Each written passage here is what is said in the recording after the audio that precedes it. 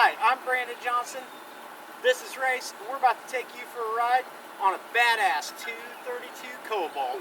What it really means to live life golden. Oh, golden, baby, oh, golden. Yeah, about to see it shine.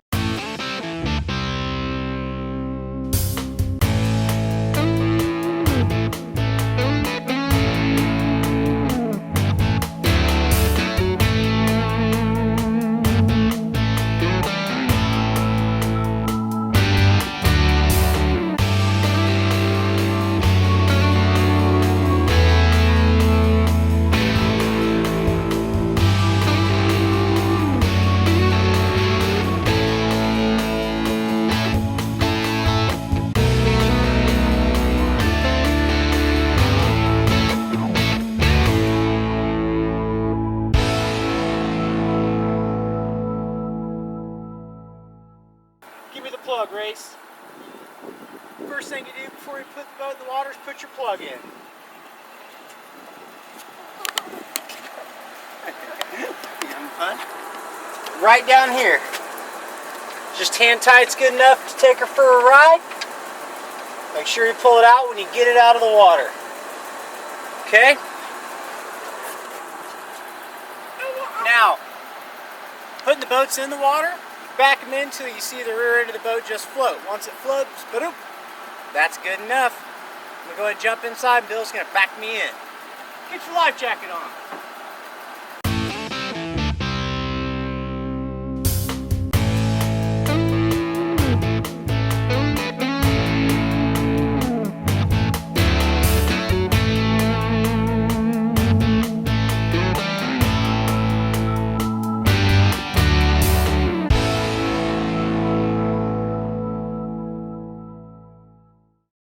Okay, once you get your boat in the water, remember, it's got to be the water to run. It uses water to keep the motor cool. So then, you got dual batteries with a switch, which is a great feature. So you turn this switch back here to all, which is 1 plus 2. There's a little arrow that goes up and down. The alternator is going to charge all the batteries while we're running. So if you're going to stop and Cobalt, throw an anchor, listen to some tunes, have a good old time, switch it to 1 or 2. That way the boat has a fully isolated battery to fire up and get you back home. When you're done for the day, just shut it off. So turn it in.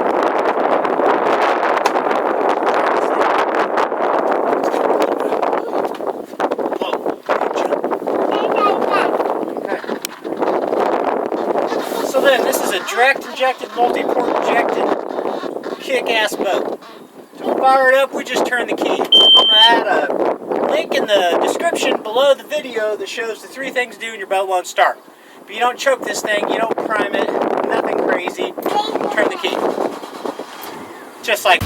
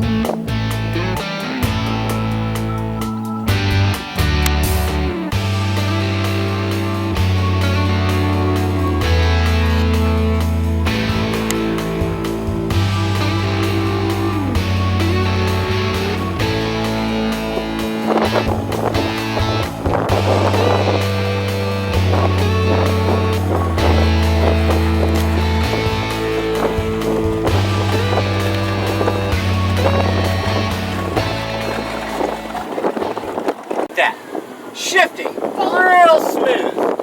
Push in the button to engage it into gear. There's a definitive catch for forward. Here, the throttle range is beyond that. Okay? Definitive catch for reverse. Throttle range is beyond that. Okay? You only have to push in the button when you're shifting into gear. I will. I've had a lot of people that are excited to drive, and as they're full of their excitement, they hammer down and they have their finger on the trim up button. So the outdrive comes out of the water, right here. Then the boat's not going anywhere. When you take off, you want it trimmed all the way down.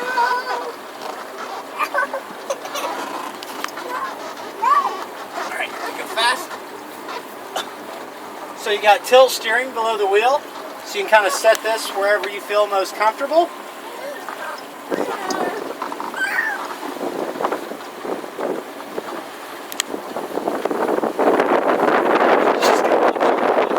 So let's go through systems. Right here we got our blower. This ventilates the engine compartment. Right here we got a bilge pump, it's automatic. Right here we have interior lights. Wherever they are. Right there, there's one, for example. Docking lights are the headlights up front. Accessory, God knows, sometimes you do it at nighttime. Horn, that's like a car horn. Navigation light, driving at night, that's the red and green and the white. In the middle's off.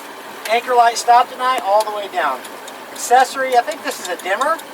So when your night lights are on, some of these light up. You can change it. Okay, your stereo remote's right here. Your stereo itself is in here. So up, down, up, down. Right here on the remote control.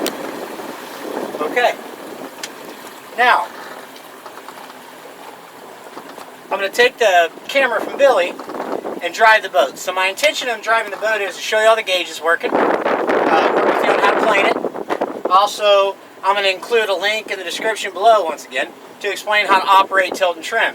I need to run the boat full speed wide open so that you can see, in this scenario, the boat operating under a load. Not hissing, not missing, not spitting or sputtering. Then I need to trim up, let the boat release so we can see what it can do under a heavy load, full speed, trimmed up. Okay? So, and I'll also show you the gauges working. So I'm going to take this from Billy and hammer down. You ready? Ready to go fast? Alright. Okay. Put her into gear here. Let's look at our tilt. Let's look at our gauges real quick. Tilt and trim. That's up. That's down. Fuel's good. Voltage, speedo, tachometer, temperature, oil pressure, depth finder. This depth finder is a little hazy, but you can actually see it better in my camera than you can. Just a little hazy. 60 feet. Our lake's a flooded river, so it's real deep. So yes, that is accurate. It's roughly 50 feet is a no-wake buoys. You guys ready to hammer down? Hold on, Race.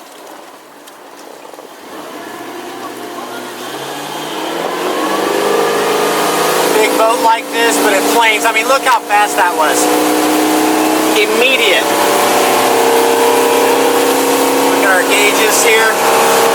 We're going to run full speed, trimmed all the way down. I'm going to show you the rooster tail off the back. Okay, so around 45 miles an hour. I'm going to get it straightened out a little bit here. Now I'll start to trim her up. So we're running 45, trim down, floats flat. Let's get it up. Oh, it's taking off now. So I'm just trimming up here about a quarter of the way. Just keep trimming up. A little over 50. That's about where we're going to top out at, a little over 50. That's getting it done in a big heavy boat. Okay, let's slow down, trim down. What I want to do now is find kind of a good cruising speed where the boat feels good. When I find a good cruising speed, well, about right here, about 3,500 RPM, about 35 miles an hour. Typically, that's an indication of a boat that is powered well. If your speed is the equivalent of your tack, you're not working the boat really hard, the motor hard. Now, you asked me how to work trim tabs. Always pick something directly in front of you. So we're going to turn. I'm going to pick these congos up here. You only set your trim tabs when you're going straight. If you're turning, it defeats the purpose. Okay, so pick something directly in front of you and then play with them. Okay, pushing them down. In this case, up is bowed down. So I'm not going to touch the steering wheel. I'm just going to show you that they work. See how the boat's starting to turn a lot. Okay, now let's bring that back up. About 10 seconds from all the way down. We're going to hit those docks. From all the way down to all the way back up, we'll reset them. Because let's say you got someone heavy in the boat, which may happen, and you're trimmed down to level them out so you don't hurt their feelings, and they move, it's going to really mess you up. Now let's do the other side, down. Starting to turn again. See See, now we're turning the opposite way because we're pulling water to the starboard side or pulling water to the port side. So now you know they both work, okay? Now, let me get it turned. When you go to dock the boat, when you go to put it on the trailer, always put your tabs back up. So remember, a quick 10-second count. 1, 2, 3, 4, 5, 6, 7, 8, 9, 10. They'll come up. Now this boat rides exceptionally well in rough water. It's a deep, sharp beast. So when it's rough as hell, you might slow down a little more. Get it going just like barely around 30 where you're starting to come off plane. Just go ahead and put both trim tabs down. Watch my speed. I'm not touching the throttle. I'm putting the trim tabs all the way down. See how it's really slowed us down here? But we are plowing water. Like so. Okay? Now let me turn out of this. And I'm not going to give it more or less gas. I'm just going to raise them up. Watch what happens. So that slowed us down to about 25 miles an hour. Let them come up. 1, 2, 3, 4, 5, 6, 7, 8, 9, 10. The whole boat's coming up on top of the water. Now we're speeding up over 25 miles an hour a little, not much. 27, 28. Well, I sure am impressed with this bad boy. Runs like a scalded dog. Let's go get her back on the trailer. Let's take a hard look at the condition.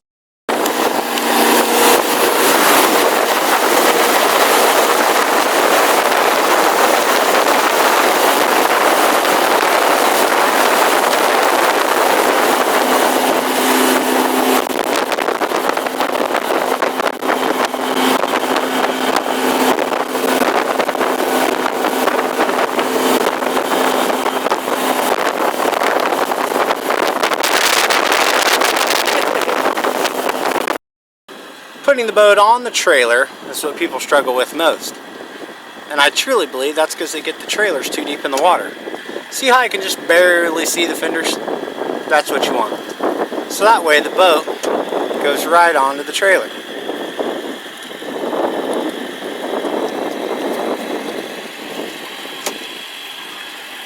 This trailer is made specifically for this boat. So as long as you can get the middle in the middle and the trailer's not too deep in the water, whoa! Can't mess up. And don't do what I just did. Nothing herky-jerky on a boat. Everything should be smooth, slow, steady. So if you listen, I'm not going to be herky-jerky. I'm just going to slowly accelerate onto the trailer. And that'll allow us to meet in the middle. Billy will hook it up here in a minute. Just like that. Tighten it up. Once you're on, very important to remember. A lot of people forget to put their boat in neutral. Then they put it in the water and won't start and they freak out. Put it in neutral once you're done. Also, when you shut the key off right here, when you shut that key off, your trim gauge quits working. So I have a lot of people that put the boat on the trailer and say, my trim's not working. That's not true. The gauge quits reading when the key's off. You trim it all the way up so you don't drag it on the ground when you pull it up out of the water. What I saw in the depth minder was just moisture. The sun's brought it right out. We got a little moisture in these. That sun brings it right out. Sometimes like the hot hands you take deer hunting with you will help pull those right out. So Billy's going to go ahead and yank me out. And what am I going to do when I take it out of the water? Two very important things. Shut the battery off and take the plug out. Okay, now that we got her yanked out of the water here, let's take a look at the condition after detail. Everything looks sparkling, shining, pretty. Big swim platform, hard look at the vinyl. I've got our bow and cockpit snap-on covers in here. Remember the battery switch that we shut off is here. Off. Okay. You have a stereo remote control right here. A wash down. This turns the water system on. Remember this backrest hinges. Taking another slow, hard look at the vinyl.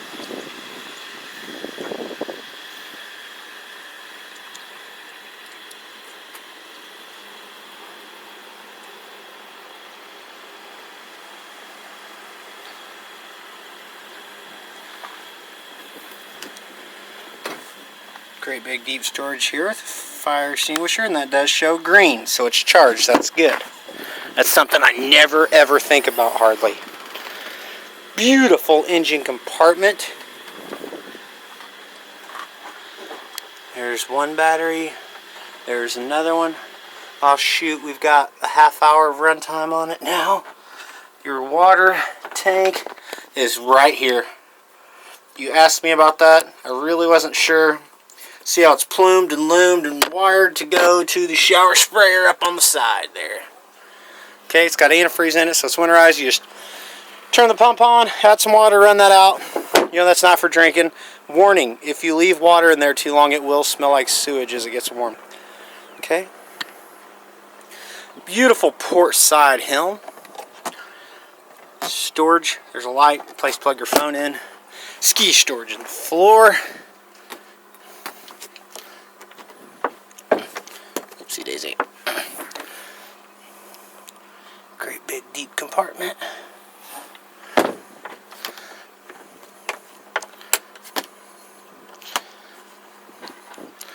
Backing's a little worn underneath the carpet. I'm leaving it in here wet.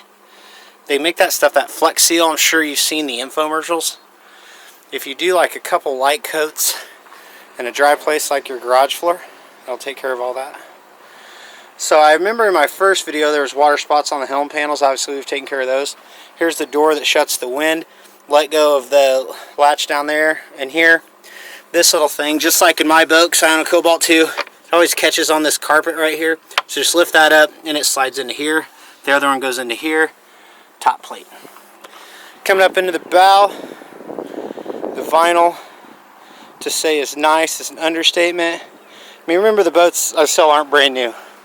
But really after driving this thing and based on the sheer condition of it, this is like everything one should want, hope for, and expect in a beautiful, gorgeous boat. No question about it. It felt like I was in a damn country music video out there just cruising. It runs so flat, it's so sharp. We were crossing our waves turning around. I was just so impressed by how it just cut right through.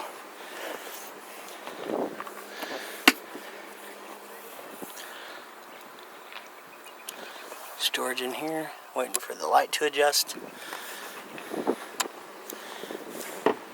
Looking at your top. Now, housekeeping, it's very important that I tell you now. When I ship this thing to you, it's going to look nothing like this. I'm going to take the top off. I'm going to roll the carpet up and store it somewhere. The loose cushions I'm going to have to store somewhere. I don't shove them in different places because then they get rattled and shaken and it rips the edges of them by pushing them and shoving them into seats. There's the fill for the water. Okay. Hey, that's cool. It's a twist to open. Look how strong I am. That's fancy as hell. Huh. I need to get me some of these push button things. Have you seen those before? I didn't either. There you go. Okay. Now let's jump down. Take a look at the outside. Or shouldn't jump. I hope my wife doesn't watch this. She gets pissed. I'm getting old. Too old to drive. Too old to jump. Outdrive looks great. I touched some spots up down around the bottom. There's a slight tiny little bit of electrolysis, but I took care of that. Ladder folds out. It's amazing that there's any part of this still on because this locks and releases to unfold here. So that's why that little plastic thing. Normally these have come completely off. If I wanted to hide it from you, I would have turned it in the video, but just showing you, it's a lot of money. I wonder if you still have to turn it to make it shut. There we go. Okay. Coming along the starboard side. My boys acid washed the trailer, by the way. Man alive, does it look good. So remember, these are Vault oil sealed hubs with disc brakes on the rear axle. The gel coat is stunning. What side was it? Starboard side, this side. I mentioned in my first video that there was like a little dock rub that would come right off, and it did. I don't even remember where it is. Look how shiny this sucker is.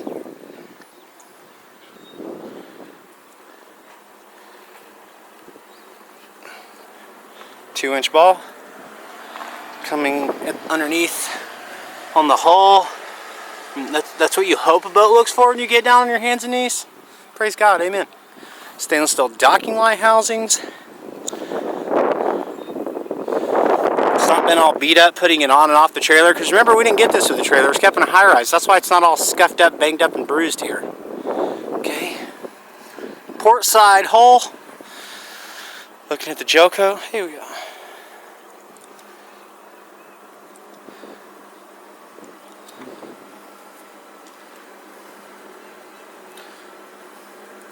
I just totally came up with a cheesy line to end this video. Hey, watch this. The sun may set on your Cobalt, but it doesn't have to set on your fun. Alright, that was stupid. I should have thought about that more. I hope you like this thing as much as I do, because it is badass. Models popping bottles.